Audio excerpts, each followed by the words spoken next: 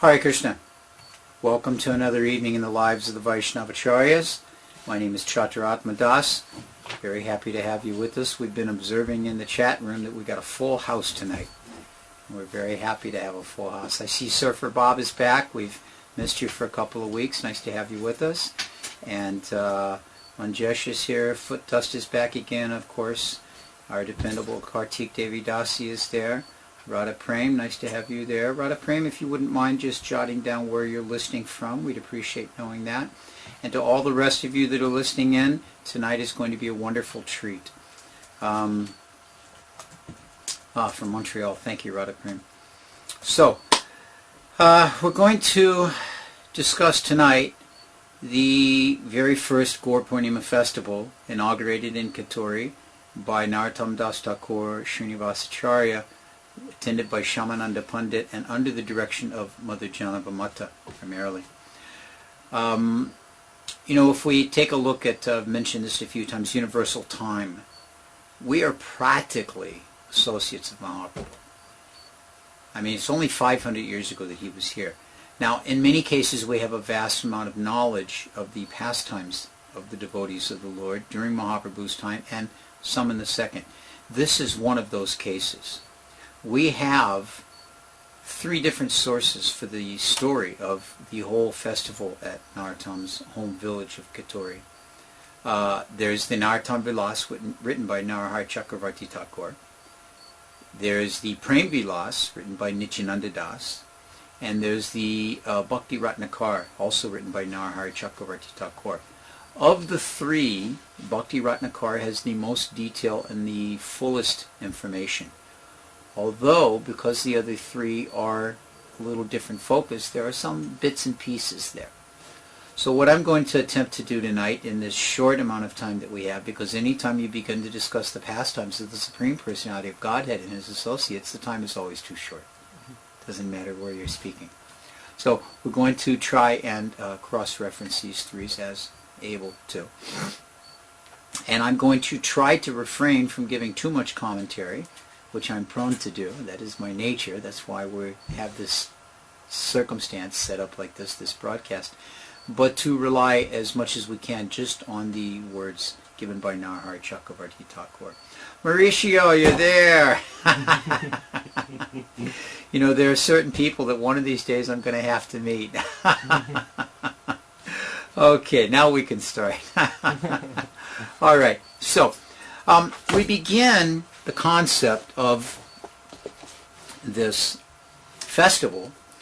Srinivasacharya is staying in West Bengal with his recently made disciple Ramchandra Kaviraj and most intimate associate, who will soon become the same for Narottam Das Thakur. At any rate, he's greatly feeling the separation from Narottam Das Thakur, and Ramchandra Kaviraj is likewise feeling this separation. Ramchandra Kaviraj has a dream during this mood of separation from Narottam in which Sri Chaitanya Mahaprabhu appears and tells him, don't worry, everything is going to be all right. You don't know your real identity, but you were as dear to me as Narottam is. This is Lord Chaitanya says like this to him. So at any rate, Srinivas and Ramchandra quickly hurry to the village of Katori. Now, of course, quickly hurry is a relative term, in fact that they're in West Bengal, he's in East Bengal. But they hurriedly go to meet Narottam, as Bhakti Ratnakar says. When they met, Narottam bowed down at the feet of Srinivasacharya, who immediately picked him up and embraced him tightly, holding him for a long time. Srinivasacharya then introduced Narottam to Sridasacharya and others. Although Ramchandra Kaviraj observed Narottam Das and his heart was greatly moved by emotion, he did not speak. Now I am going to do one thing. If you happen to have pen and paper, I'll give you a little heads up on where you can find this story in case you have these three books, Prem Vilas, Narottam Vilas, and Bhakti Ratnakar. So right now this description is in Bhakti Ratnakar on page 397. All right. Sitting alone in a quiet place, Srinivasacharya and Narottam spoke with each other. Srinivas inquired about the welfare of Katori. Narottam humbly replied that he had gone to Gaura and had toured all the holy places there, as we spoke about last week. He engaged himself in the worship of the deity of Mahaprabhu there. We didn't finish out the story between his traveling to Navadvip and traveling to Orissa and finding the deity. Thus he received the mercy of the deity and had built a temple for the Lord. He had hoped that on the full moon day in the month of Palgun, which is where we are, Srinivasacharya would install the deities in that temple.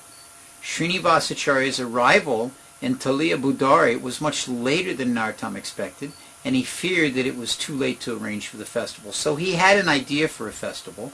This had originally come from Janavamata, had encouraged like this. And so then Santosh Dutt revealed to Narottam that he had these different deities he wanted to install, and then the plan was to arrange for this first Gaur Purnima. This was Janavamata's adding to it. So Srinivas assured him, he said, no, don't worry. He said, this was all the Lord's arrangement because so many different activities happen, and he describes them a bit in that way. In this way, there's a bit of a description about how Srinivas began to feel great separation from Lord Chaitanya, and Lord Chaitanya appeared to him in a dream and assured him that yes, you should go on with this festival, don't worry, in this way. So in this way, Narottam and Srinivas agree that we will organize this big grand festival. Lord Chaitanya has promised me in this dream that he and his associates will be there in a form, and that we should invite all of the current existing associates and all of the Vaishnavas in general. So here we pick back up on page 398. The next morning the devotees assembled, and Srinivasacharya took great pleasure in sending invitation cards everywhere. He wrote the invitation cards in verse form and selected 15 persons to carry the cards to Navadvip and other places. He sent an invitation to Shamananda in Orissa as well. I just think it would be so wonderful to have one of those invitation cards, to see one of those invitation cards written by Srinivas in poetic verse form, inviting everyone to the first Gaur Purnima festival. How ecstatic that must have been. Soon everyone knew that on the Palgun Purnima there would be a grand festival in Kituri. The residents of Taliya Budari, Bahadurapura, and many other places were all happy to hear the announcement of the festival and receive the invitations. Srinivasacharya and the devotees engaged themselves in Sankirtan throughout the day and the night. Sri Gokula, Sri Devi Das, and many other prominent disciples of Narottam Das Thakur sang beautiful kirtans accompanied by musical instruments. One day Srinivasacharya's wife spoke to him privately. After that conversation, Srinivasacharya entrusted Ramchandra Kaviraj to the care of Narottam Das Thakur. Srila Prabhupada one time said that when it comes to issues of social significance, that women should be consulted. They are more sensitive to these things.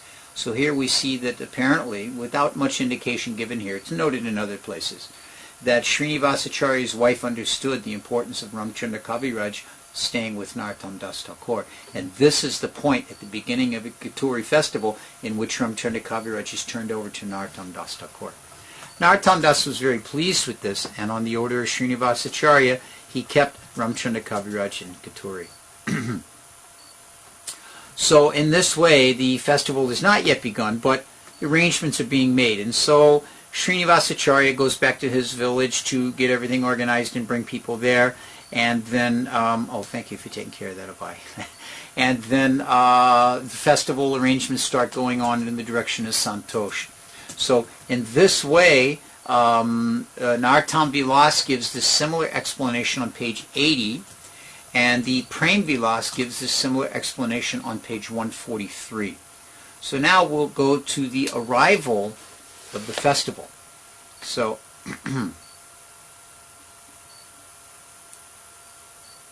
here we go. Thereafter, Srinivasacharya and his associates left for Kituri. Narottam Das was glad to receive news of their arrival there, and along with Ramchandra Kaviraj and other devotees, he went to receive them. Sri Santosh Dutt also went so that he could introduce himself to Srinivasacharya. Remember that Santosh Dutt is the cousin of Narottam and has taken over the management of the kingdom in the absence of the father of Narottam, Krishnananda, who has become very elderly and turned over the management to, he had hoped, his son, but instead to his cousin, to his nephew. And Santosh Datta has inherited all the wealth and is taking charge of doing everything in a very, very wonderful Vaishnava way. We mentioned when we were reading from Mother Sitala's book about how the arrangements were made for any guests that came under Santosh Datta's direction for wonderful facilities for them there in Kittori. So wait till you hear this. Narottam Das Thakur and Srinivasacharya were very happy to meet each other again. They went to Narottam Das's house, and Narottam arranged some accommodation for all the associates of Srinivasacharya, and Santosh Datta appointed many people to perform the different household duties required for the guest. So we find that not only have there been, this is also described a little more elaborately from a different angle on page 143 of Prem Vilas. In the Bhakti Ratnakar, we get a bit shorter version of how Santosh Datta arranged for each devotee to have different residential facilities, and different devotees to serve them, take care of their laundry needs or their cooking needs or keeping their place clean like that. So very, very nice host, to say the least. Srinivasacharya, after meeting with Narottam, first went to visit the deity of Lord Chaitanya and the 5 additional deities of Lord Krishna to be installed. He became enchanted upon seeing their darshan. Narottam Das was becoming anxious because it was very short of time, and Shamananda Prabhu had not yet arrived from Orissa. At last, he received news of Shamananda's arrival and hurriedly went to tell Srinivasacharya, only to find Srinivas had already reached there. They were all overjoyed to meet again. You can just take a second and imagine in your mind's eye. Narottam and Srinivas are relatively close. It takes some distance of days to meet, and occasionally they see each other. Now they've seen each other after some time, and they're very, very happy, and bring into this mix Shamananda from Orissa, who hasn't seen them either since they split up some time back. And you can just imagine how happy these devotees were. They were just ecstatic upon seeing each other's company. Now, we get the description of Mother Janava Mata beginning to make her arrangements to come to the festival. Srimati Janava Mata, who lived in Kardaha, decided to attend the festival in Kittori as well.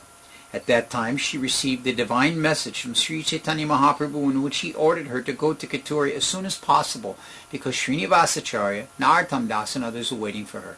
The Lord also told her that because of the desire of his disciples, Srinivas and Narottam, he himself and his intimate associates would appear during the festival to sing and dance in the Sankirtan. So here we have 2 promises from the Lord that he's going to appear at the festival. Srimati Janava Ishwari became overjoyed because of the appearance and instructions of her Lord, and she left at once for Kittori.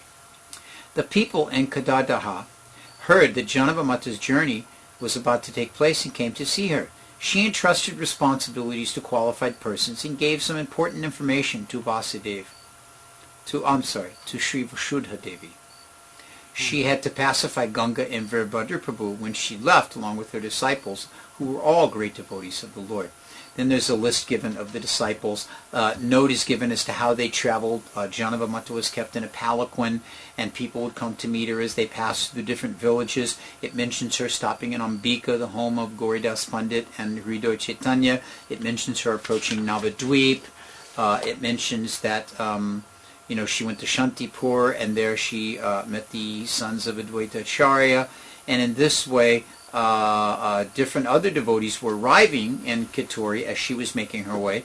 It mentions that Raghunandana Thakur and his associates from Srikanda met with them on the way to Kittori. So we can just imagine our mind's eye the village of Kittori as being just inundated with waves of devotees coming from all different places at all different times and meeting with each other, 5 kilometers out, 1 kilometer out, 2 days out, whatever. Oh, you're going also. We're going too. Oh, this will be such a wonderful. Did you know so-and-so? I heard so-and-so is going to be there. There's going to be a deity installation. There'll be a grand Abhishek. Srinivasacharya, the most expert at puja, is going to be overseeing. Like this, the devotees are going on and on. So, everyone's just in this mood of excitement like anything.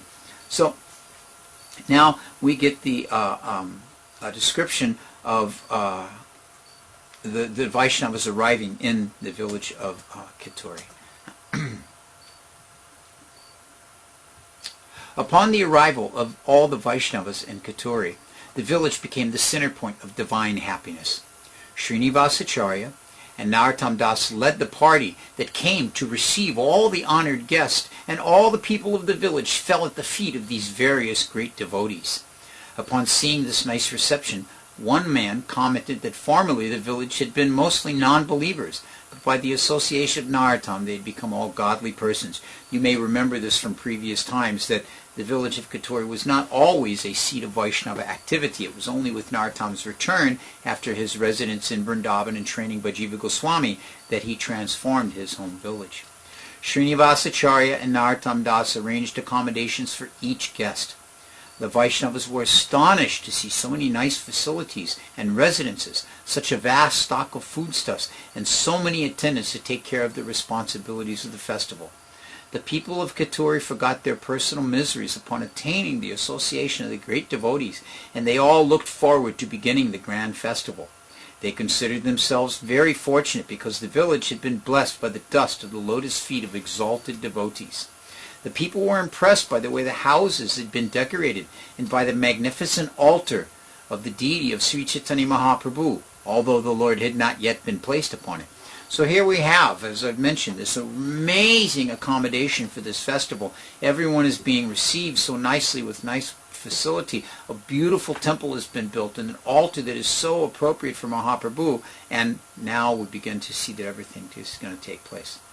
The next day, and this means tomorrow, the next day was Falgun Purnima, and the 6 deities of Krishna would be placed upon their altars. Tomorrow the great devotees would assemble, and even the demigods would come to observe this grand festival. Everyone eagerly awaited the performance of Sankirtan. Someone spoke appreciatively of the fortunate king Santosh Dutt, who had taken great care to arrange everything for the festival, and who had decorated the compound where Sankirtan would be performed by erecting a beautiful canopy and placing banana trees all around.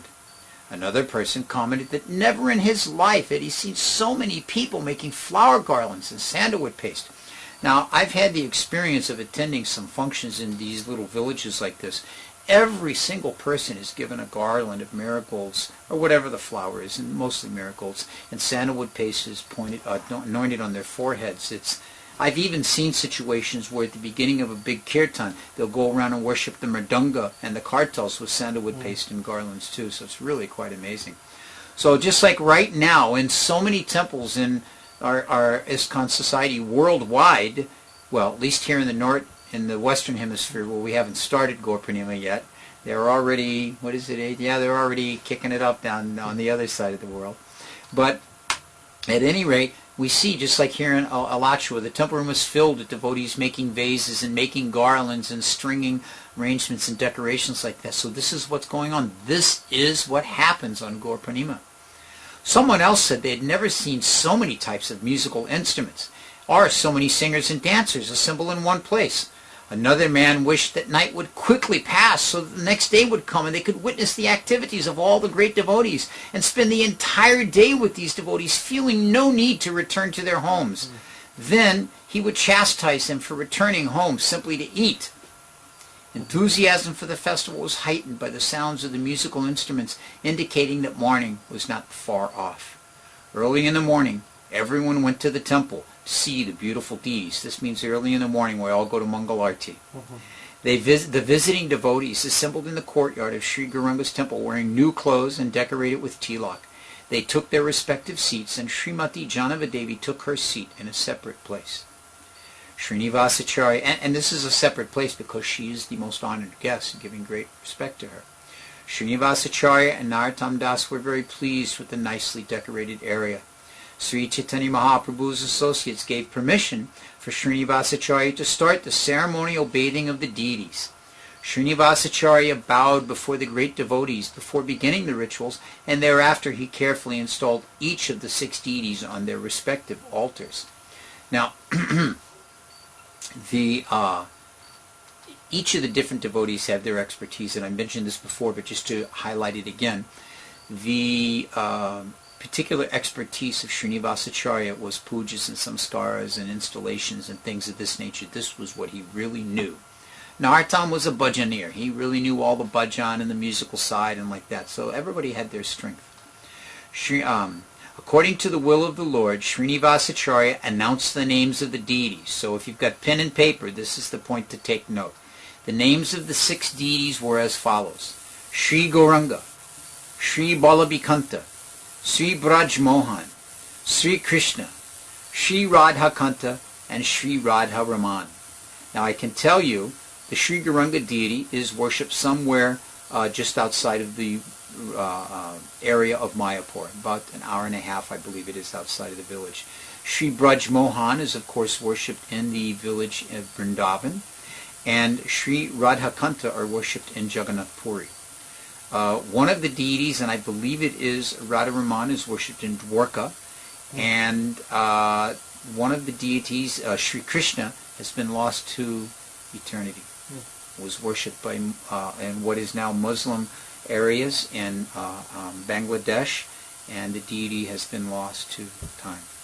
At any rate, we're installing them, we're not losing them. The exalted devotees shed tears as they observed the beauty of the 6 deities, and the demigods in the heavens showered flowers. The holy name of Sri Hari resounded, and the musicians began to play their instruments. The Brahmanas chanted Vedic hymns, while Srinivasacharya carefully dressed the deities in gorgeous new clothes. He offered scented sandalwood paste and flower garlands to Sri Chaitanya Mahaprabhu. This indicates the deity. After performing all the required ceremonies, Srinivasacharya arranged for the offering of lamps before the deities. Now we should understand this doesn't mean just they took a 5-wick ghee lamp and offered it. They have ghee lamps that have 108 wicks on them, that have 101, that have 51, that have 11, all different beautiful shapes and styles, and an assembly of devotees would offer these varieties of lamps at the same time with such an amazing glow from all the various styles and collection of ghee wicks that were illuminating the deity. You could just imagine in your mind's eye how beautiful this was. The devotees called out the holy name of Lord Hari and prostrated themselves on the ground before the deities. Narottam Das Thakur had composed a verse by which he offered obeisances to the deities by singing the names of Gauranga, Balabhikanta, Sri Krishna, Braj Mohan, Radharaman, and Radhakanta. You see if I can remember that. Sri Gauranga. I can't even remember it. I should have written it down and brought it. My apologies to all of you. Although the courtyard had insufficient space, many hundreds of people wanted to assemble to watch the offering of the various lamps. After that offering, Srinivasacharya offered many palatable food preparations to the deities, placing each in a different container. He then offered water for the lords to wash their hands and mouths, and betel leaves for them to chew. He then offered the deities garlands and sandalwood paste and fanned them with a chamara. When Srinivasacharya opened the door to the temple, the sweet scent from the body of the deities filled the entire courtyard. Everyone was overwhelmed by seeing the shining glow from the body of the deities. Even Srinivasacharya lost control of his emotions while gazing upon the forms of the Lord and fell to the ground offering his obeisances. He bowed down humbly at the lotus feet of the associates of Sri Chaitanya Mahaprabhu and embraced them with tears of joy filling his eyes. He then lay prostrate at the lotus feet of Janavadevi, who affectionately ordered him to distribute the offered garlands and sandalwood paste to the assembled devotees. Such an amazing description. Srinivasacharya carried each garland on a separate plate and offered each garland to the associates of Sri Chaitanya Mahaprabhu. Janavadevi then ordered Nrsimha Chaitanya to give garlands to Srinivasacharya, Narottam Das, and their followers. Janavamata became so overwhelmed by the touch of the garland and sandalwood paste that she became very emotional. Sri Janava Ishwari looked at Narottam Das with a fixed gaze, infusing him with spiritual prowess beyond the comprehension of common men. Now there's a description given of this, that when this activity after the installation was done, Janavamata looked at Narottam Das Thakur, and completely by her look alone, she infused within his heart the particular mood of the kirtan that was to take place. And then he began the kirtan. The sons of Advaitacharya, Sri Achyutananda, blessed Narottam Das Thakur, and then the devotees gave him their permission to please begin the Sankirtan. Now you can imagine, just as many of us know Indra Prabhu, and Indra Prabhu has his crew. And wherever he goes, he takes these devotees with him. And they all know Indra's mood. And they all do kirtan in such a way to bring about that mood that he's trying to establish at that particular time. Where did this come from? This originated with the way Narottam Das Thakur performed Sankirtan. And so this is imbibed, imbued in him, rather, by Mother Janavamata. And so the devotees encouraged him, and now with all of his associates who were expert in singing, dancing, and playing musical instruments, he began Sankirtan. Narottam Das led the kirtan, and Sri Ballava Das and others repeated each line responsively. Sri Gauranga Das and others played musical instruments and sang. Sri Gokula sang, and his sweet voice impressed everyone. The audience became mesmerized by the dramatic performance of the musicians. Are these mundane musicians entertaining for the sake of profit, distinction, and adoration? No, these are devotees absorbed in the glorification of the holy name for the pleasure of the Lord, but doing it with the most expert method to bring the Lord the greatest pleasure. Surrounded by his musicians, Narottam Das Thakur looked like the sun surrounded by innumerable stars. During the kirtan, Narottam Das and others singing absorbed themselves in thoughts of Lord Chaitanya, Lord Nityananda, Advaita Acharya, and dedicated themselves to the mercy of the Lords. By their artistic performance, the ragas and raginis, the male and female of the musical arrangements, then the raga and raginis that they sang seemed to come to life. The emotions of their songs increased the tempo of the instrumentalist, and the volume of the song thus increased, and so the pleasure of the Vaishnavas also increased. Kandavasi Sri Raghunandana offered sandalwood paste and flower garlands to all the mridangas and kartals, to the personal instruments of Sri Chaitanya Mahaprabhu, and then embraced Narottam and the other singers in a wave of emotion. He garlanded Narottam and the other singers, and they in turn bowed down to him, offering respects to each other. Thereafter, Narottam changed the style of kirtan, which described the mental condition of Lord Chaitanya as he was absorbed in the mood of Sri Radhika. The singers became emotional during the performance, and this heightened the ecstasy of the audience. Sri Janava Ishwari cried when she listened to the song describing the devotional qualities of Sri Gauranga. Sri Achutananda, Sri Pati, Sri Nidhi, and others lost control of their emotions and shivered in ecstasy during the kirtan. I mean, you can just paint this picture in your mind and just feel your hairs stand on end. People discussed the kirtan recital of Narottam Das in various ways. One person appreciated the way that Narottam Das expressed the inner meaning of each song. Another person appreciated the overall masterful presentation. Someone else said that Narottam Das was attempting to duplicate the method of kirtan employed by Sri Chaitanya Mahaprabhu himself at the house of Sarup Damodar, in the hopes of attracting the Lord to participate in the kirtan. Another man agreed that Sri Chaitanya Mahaprabhu must be enjoying these kirtans along with all his beloved companions. One devotee expressed his inner desire to see the Lord and his associates manifest themselves in the midst of this Sankirtan.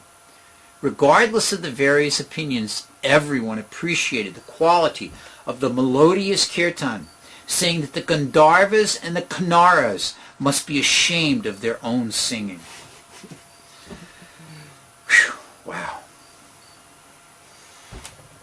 During the kirtan recital, the demigods showered flowers on the singers. Narada Muni and other great sages and ascetics came in disguise to attend the kirtan.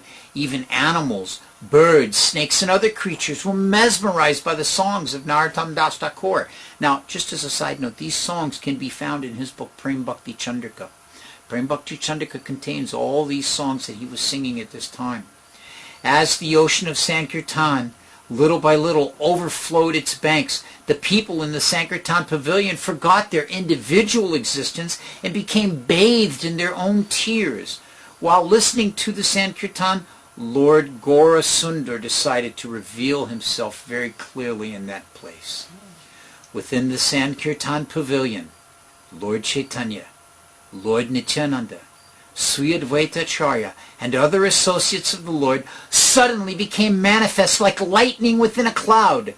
Charming the universe by their appearance, they became the precious jewels of the Sankirtan party.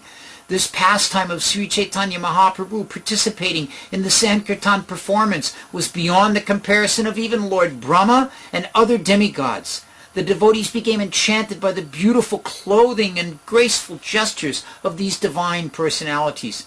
In the midst of the Sankirtan, they gracefully danced in time to the increasing beat of the musical instruments. Whew, I got to take a breather here. You can just imagine. We've all had those kirtans, experienced those kirtans that just build, and the devotees become more and more ecstatic, and it just builds. And we can imagine this going on by these intimate associates. And then in the midst of that, Sri Chaitanya Mahaprabhu himself, who is long departed, appears with Nityananda and Advaita Acharya. Wow. Sri Chaitanya Mahaprabhu's indescribable dance in that kirtan seemed to shower transcendental love throughout the entire world. Sri Nityananda Prabhu's dancing caused the world to tremble, while Advaita Chandra danced like a mad lion and roared in ecstasy. Gadadhar Pandit joyfully danced along with Srinivas Acharya. The ecstatic dancing of Srivas Pandit, Murari Gupta, Vakreshwar Pandit, Haridas Thakur, Sarup Damodar Goswami, Gadadhar Das, Ramananda Roy, Vasudev Dutt, Sarvabhauma Bhattacharya, and Vijay Vaschapati lifted the people out of their sorrows and miseries.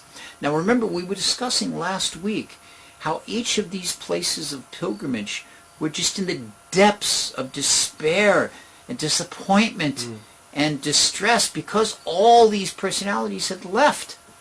There was no joy and happiness. But here, at this first of the celebrations of the Gaura Purnima festivals, so many devotees are there, and these personalities that had departed from this world have reappeared and are taking part in this incredible kirtan.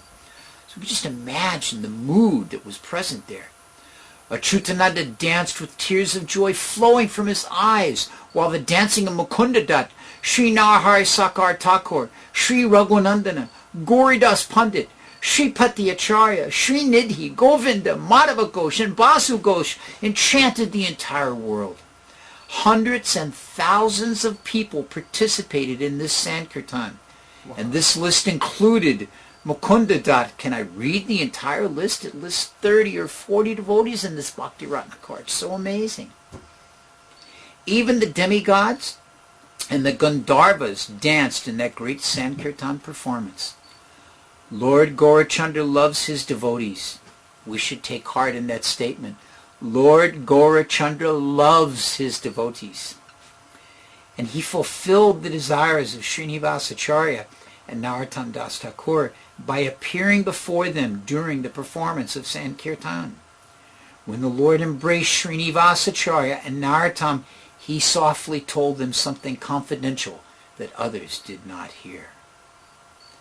Thereafter, Sri Chaitanya Mahaprabhu and his associates suddenly disappeared. This left all the devotees in a state of utter despair. Their pitiful lamentation broke the hearts of all those who witnessed the scene.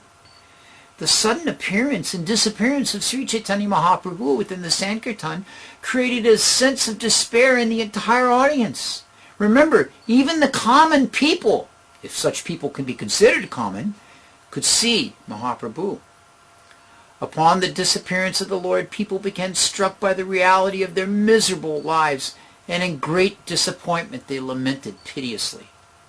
One person cried out for Sri Chaitanya Mahaprabhu, while another looked everywhere trying to find Sri Advaita or Lord Nityananda. Someone else longed for the sight of Sri Gadadhar Pandit, while someone else was asking, where did Haridas Thakur and Vakreshwar Pandit go? Someone else called out for Srivas Thakur and Murari Gupta, while another cried for the association of Mukunda Dutt and Narhari Sakar Thakur. One devotee wanted to see Gauridas Pandit and Gadadhar Das, while another looked longingly for Sarup Damodar Goswami. At last, everyone abandoned all hope and rolled on the ground, crying loudly because they would never see Sri Chaitanya Mahaprabhu and his associates again. Tears flowed so profusely that the ground became muddy.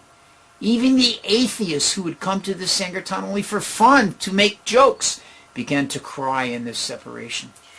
Lifting their hands high into the air, they prayed to Sri Chaitanya Mahaprabhu to protect them from sin and misery of their wicked lives.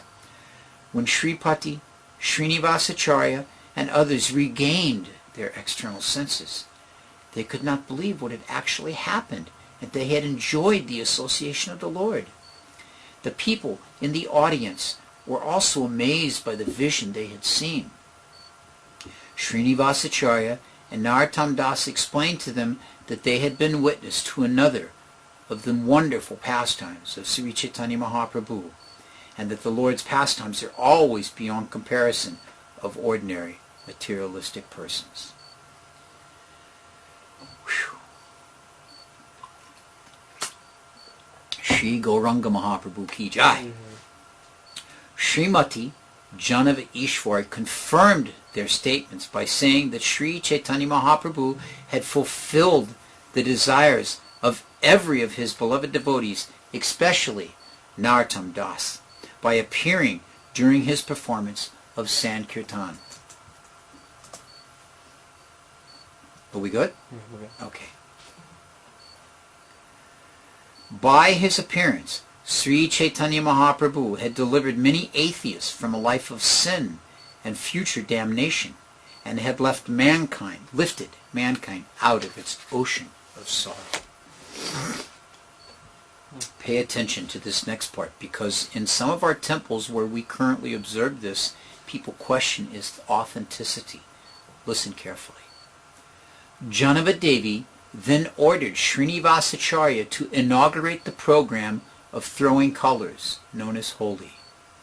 Srinivasacharya at once brought different kinds of colored powder and put them into various containers and mixed them with sweet perfumes. On the request of Janavamata, Srinivasacharya and Narottam Das first approached the associates of Sri Chaitanya for permission to begin the holy program. Having received their permission, Srinivasacharya first put the colored powders into containers, and keeping the powder made from the pollen of flowers in a separate container, offered both kinds of powders to Janavadevi. She then took the containers and offered them at the lotus feet of the deity of Sri Chaitanya Mahaprabhu. Thereafter, all the devotees enthusiastically played Holi. Some of them smeared the colors on the body of Sri Chaitanya Mahaprabhu and could not turn their eyes away from observing the sublime beauty. They offered colors to Sri Balabhikanta, Sri Braj Mohan, Sri Radha Krishna, Sri Radha Kanta, and Sri Radha Raman, and became overwhelmed by the exquisite beauty of the deities. The Vaishnavas also appeared very beautiful as they smeared colored powder on one another until their bodies became very bright and colorful. As they played Holi, someone sang about the pastimes of throwing colors performed by Sri Radha and Krishna. By the will of Sri Chaitanya Mahaprabhu, the throwing of colors was a very enjoyable festival in which the demigods mingled with the devotees so that they could take part. I would just inject here, this festival has been taken to its perverted zenith in places like Vrindavan and Radhakund, where you go and, like it or not, you are viciously smeared with the holy powder. Here we see that the associates of the Lord, with great respect and with great attention, engaged in the activity of Holi. If someone was not interested, if someone did not want to do, they were not forced to do. So just a bit of politeness to keep in mind, so we don't get wild and crazy and create offenses while we're trying to enjoy ecstasy. In the evening, the festival ended, and the devotees offered lamps to the deities and then once again performed a Sankirtan. Thereafter, the great Vaishnavas took their seats in the courtyard of Sri Chaitanya Mahaprabhu's temple and requested Srinivasacharya to perform ceremonies commemorating the appearance day of Lord Chaitanya. Srinivasacharya bowed down to them and then gladly entered the temple, where the pujaris enthusiastically arranged for the necessary paraphernalia for the occasion. We note that this is taking place at the end of the day. When? At moonrise. Because this is when Lord Sri Chaitanya Mahaprabhu appeared at the moonrise. So this is when the festivity is celebrated. On separate plates, the pujaris placed many things and gave them to Srinivasacharya. Srinivasacharya carefully removed the clothing of Sri Gauranga, covered the Lord's body with a white cloth, and placed him on another altar. There were prescribed procedures for observing the appearance day of Sri Krishna, and the same methods were observed for celebrating the appearance day of Lord Chaitanya, because Lord Gauranga and Lord Krishna are the same Supreme Personality of Godhead, appearing in separate forms. I'll repeat that for emphasis. Because Lord Gauranga and Lord Krishna are the same Supreme Personality of Godhead, appearing in separate forms. After the ceremony commenced, the Brahmins recited Vedic hymns, and the professional reciters sang about the character of Sri Chaitanya Mahaprabhu. Singers from various provinces sang songs about the Natya pastimes of Sri Chaitanya Mahaprabhu. Instrumentalists and dancers danced along with the songs. Whoever observed this ceremony was certainly very fortunate. Some people say that the day of Phalgun Purnima was so auspicious that whoever observed this most holy of days would certainly receive the mercy of Lord Gauranga. Other people acknowledged with astonishment that Keturi was brilliantly lit by the rays of the moon. Someone said the moon personified had come to enjoy the special occasion. Still others felt that the associates of Sri Chaitanya Mahaprabhu were themselves as brilliant as the moon. Although the prescribed rituals were completed, the great Vaishnavas continued their kirtan, and in that way passed the entire night. At last, their kirtan ended, and they attended Mangal Arti for Lord Chaitanya.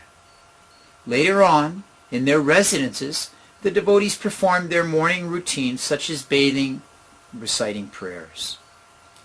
Srimati Janava Ishwari also finished her bath and morning prayers. Then, feeling fully satisfied, she enthusiastically cooked many kinds of food and offered each preparation to Lord Gauranga, Balabhakanta, and the other deities. Srinivasacharya invited the Lord's associates to attend Arti, and so all the devotees assembled in the courtyard of Sri Gauranga Temple. Now, in the Prem Vilas, on page 143, there's a very nice description of Mother Janavamata's cooking. And in the biography of Janavamata, there's a very elaborate story of how she prepared everything and the number of cooks that assisted her and the varieties of persons that came to cut vegetables in certain manners and how she organized the spice grinders in a particular part of the kitchen and then brought everyone for. It's just such an amazing description of her cooking abilities. Everyone became enchanted by the beauty of the Lord, his attractive posture, his tilak on his forehead, his arms and his chest, and his beautiful new clothes. After the arti, the pujari offered tulsi garlands from the deity to each of the associates of Sri Chaitanya Mahaprabhu. Then the pujari put the deity to rest and fanned him with the chamara. While the Lord was resting, the pujari came out of the temple and closed the door. The devotees offered their obeisances to Sri Chaitanya Mahaprabhu, while Srinivasacharya and Narottam Das Thakur offered their obeisances to the Lord's associates. Now, what we have is the devotees have observed the day before the festival of the installation of the deities. They've had kirtan all evening. They've observed fasting for Gaur Purnima. They've observed the proper worship of Lord Chaitanya on Gaur Purnima evening. They had kirtan all night. They went to Mangal Arti all the way through with the kirtan. After Mangal Arti, they bathed and performed their morning duties, their prayers, their personal pujas, and things of that nature. Then they gathered together again for kirtan while Mother Janavamata is cooking. Then the deity, after the arti is finished, was put to sleep. This means noontime. This means it's been almost 36 hours now. They haven't taken prasad. No, 36? 18, 12, yeah, like 24 hours like that. So now we get to the good part. Srimati Janavadevi instructed Sri Madhava to invite the associates of Mahaprabhu to come and take their seats and enjoy Mahaprasadam. Sri Achyuta, Sri Pati, and the others happily agreed to Madhava's polite request, and Srimati Janavadevi distributed the Mahaprasadam to them with her own hands. Imagine being fortunate enough to attend this festival. Imagine being fortunate enough to see Sri Chaitanya Mahaprabhu appear. And then imagine that the Mahaprasad is given to you from the very hand of Janavamata. Everyone appreciated the excellent preparations made by Janavadevi and relished them with great pleasure. After washing their hands and mouths, the devotees went to their rooms to rest.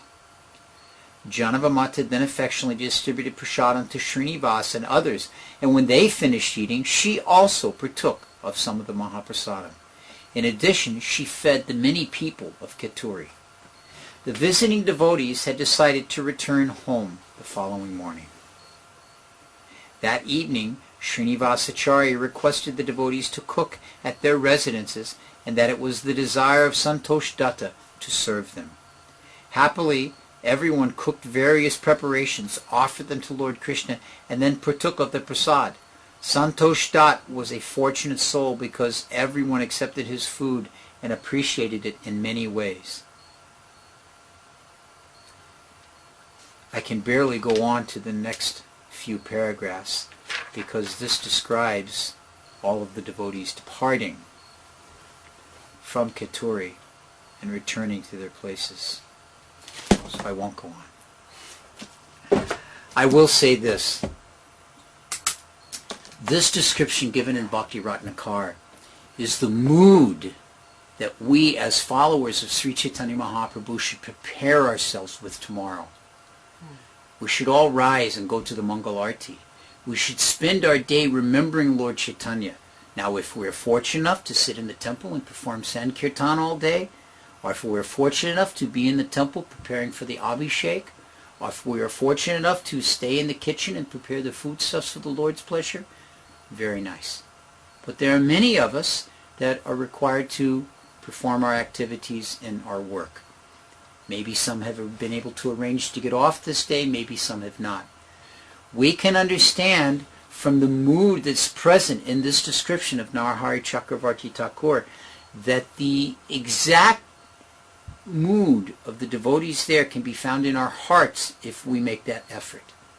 And even though we may be physically in some other circumstance, we can remember these pastimes of how the devotees are observing the observance of Gaur Purnima, and in this way allow our hearts to be filled with satisfaction and joy, and our mind to be uplifted from wherever we find ourselves engaged until the workday is over, and then we all join again in the temples in the evening, and great Sankirtan activity can take on, with a bit of a performance of the holy festival according to one's like or dislike or desire or not to be involved, and then wonderful, wonderful Sankirtan, and then wonderful feast prasadam distributed to all.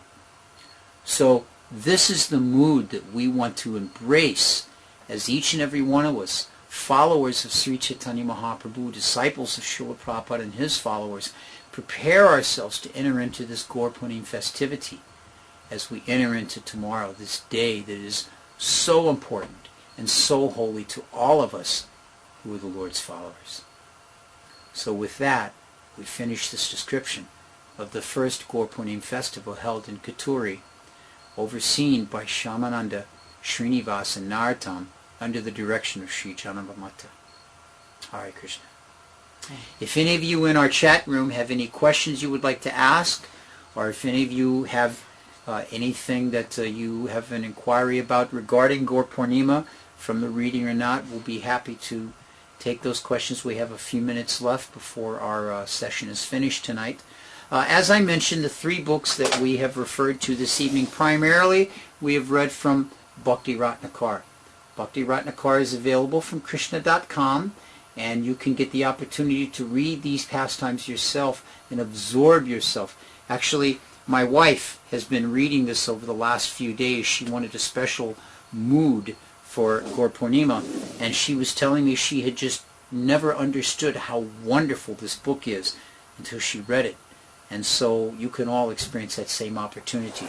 The other two books that we've been reading is the Narottam Vilas, also written by Narahari Chakravarti Thakur, also available from Krishna.com, and the Prem Vilas. Prem Vilas is a wonderful book written by Nityananda Das, the disciple of Janavamata, describing these same activities of Srinivas, Narottam, and Shamananda. Mauricio has asked in the chat room, what was Shamananda Pandit's specialty? And Shamananda Pandit's specialty was preaching. He was known as a very, very dynamic preacher. And if you meet any devotees that are from Orissa, you can describe them as Shamananda Vasis, that they are residents in the abode of Shamananda. And his preaching brought many, many of the different places in Orissa into the wonderful mood of Sri Chaitanya Mahaprabhu's Sankirtan activities. So if no one else has any questions, well, up. And have any of those invitations been preserved? We were just speaking about that at the beginning, Radha Prem. But to have one of those invitations in your possession. I will mention, I wasn't going to say anything, but since it's been brought up, some of you may be able to see this picture frame I'm holding. And inside this picture frame is a piece of palm leaf from one of the original books of Narottam Das Thakur. Can we focus on that? I mean, you can't really see much. It looks like just a little smudge, but it's actually a piece of a palm leaf. Now, my goal is to find out from the devotee that gave me this which book of Narottam Das Thakur's this came from. But at any rate, how wonderful it would be to have one of those invitations. I don't know that any have been preserved. This is one thing, Radha Prem, is that there are oceans of different types of devotional books and devotional paraphernalia that has literally been lost to the ages. Narottam Das Thakur's own home has been torn down. Narottam, his home? Yeah, in that area there, many of the places of his pastime, nothing is left there. Because in the course of political and, political history and time and like that, these places have come under the different types of rules and leadership of governments and religious traditions that do not so much appreciate their value, and simply, that's that. I was in Vrindavan one time. Oh, Radha Prem says he's an archivist. Oh, you and I should exchange emails, Radha Prem. Contact Krishna.com. Please, Radha Prema, contact Krishna.com, and they will forward your email to me so we can contact each other. I don't want to do it over the air. And that way we can find out a little bit more. Now, Mauricio is asking what was written on those invitations. That we also don't know. That's some more research I would like to do. We can find out about that. But I'd like to speak with you, Radha Prem, a little bit more detailed about your archival interests. And anyone out there that does have information in this regards, it would be very interesting to find out exactly what was on those invitations and what was the form of poetry and verse that Srinivasacharya wrote. But I imagine this is another one of those mysteries of the devotional heart that we won't find out the answer to until we leave this world and go back to the spiritual world and are able to ask Srinivas, oh, by the way, that time you wrote the invitations, could you tell me what verse you put on there? I'm sure all of you out there listening will get there much sooner than I do if I ever get there. So with that, we're a little bit after 9 o'clock. We thank all of you very much for joining us tonight again, and we wish all of you the most blissful and ecstatic and uplifting of Gaura Purnima festivals tomorrow. Hare Krishna. All glories to Sri Chaitanya Mahaprabhu.